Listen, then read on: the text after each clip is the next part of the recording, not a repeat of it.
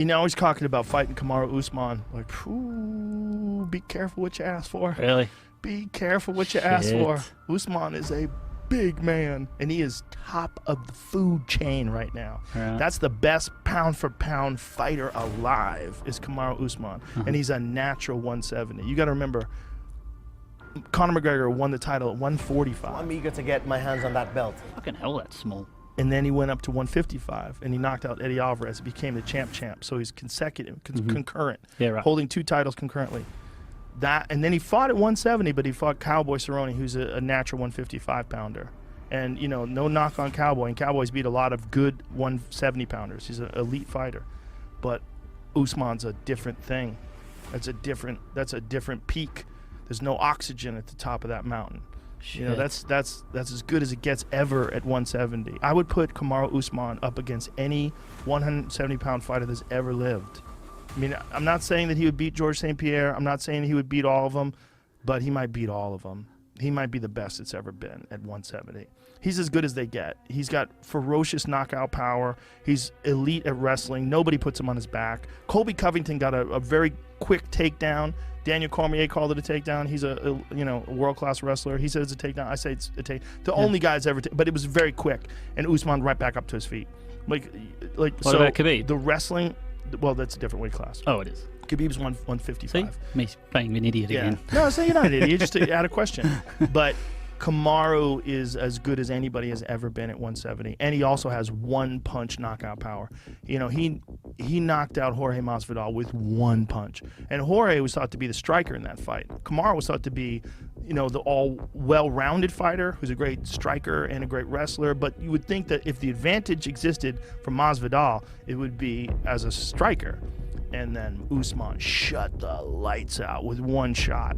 Just the cleanest right hand I think anybody's ever thrown in the history of the sport. Pull that up. A good feeling. Pull that up because it was so clean that Masvidal was unconscious as he was going down, and his face bounces off Kamaru's shoulder. Oh shit! Like thunk, like as he's going out. Watch this, because it's so clean. Look, his head snaps back. Watch his head.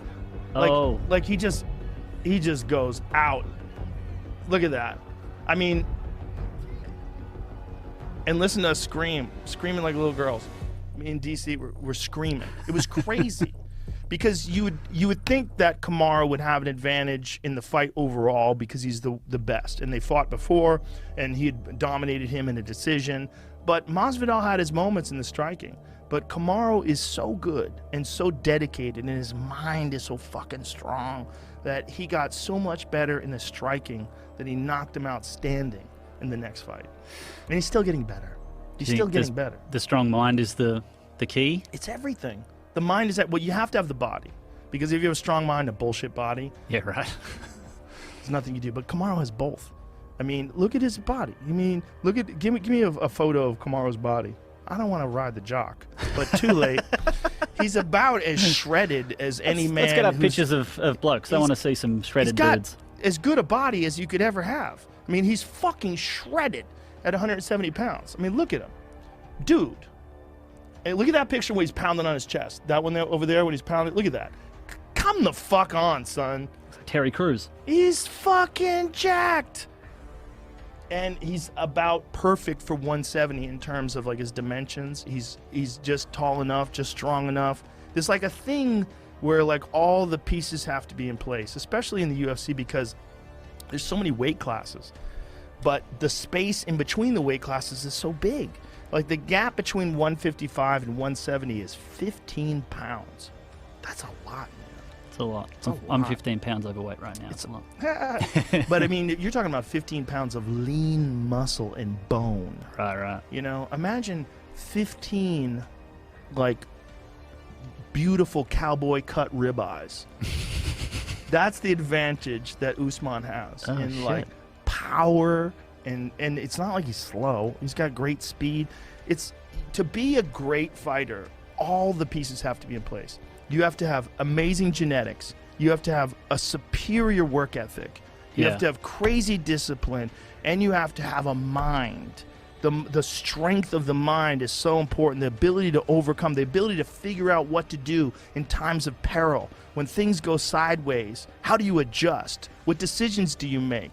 Whether you have any give up in you. Some people have a little give up in them. Yeah. You just have to find what's that threshold. Right. And people have made Conor give up. They've made him tap. Yep. You know, he's tapped. Nobody's made Usman tap except one time. One time, the second fight of his career. He got caught in a rear naked choke and he got tapped out. But, you know, he was new. He's beginning, and, you know, it was like tap or nap. Like, take a choice. He got caught. He got caught in a rear naked choke, and it was perfect.